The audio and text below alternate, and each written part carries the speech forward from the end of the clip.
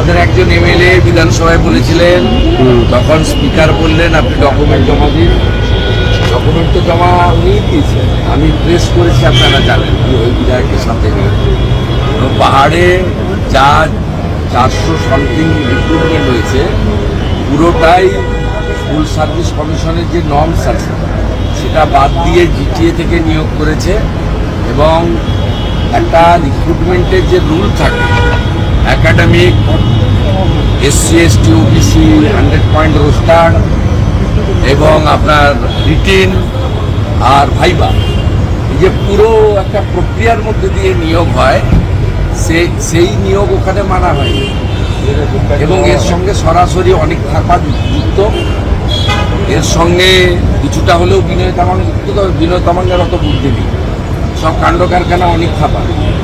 আর সাথে অরূপ বিশ্বাস এবং পার্থভৌম। অরূপ বিশ্বাস সরাসরি যুক্ত, এবং যে বিপুল পরিমাণ টাকা রিক্রুটমেন্টে তোলা হয়েছিল এর বড় অংশ অরূপ বিশ্বাসের হাত দিয়ে কলকাতায় এসেছে।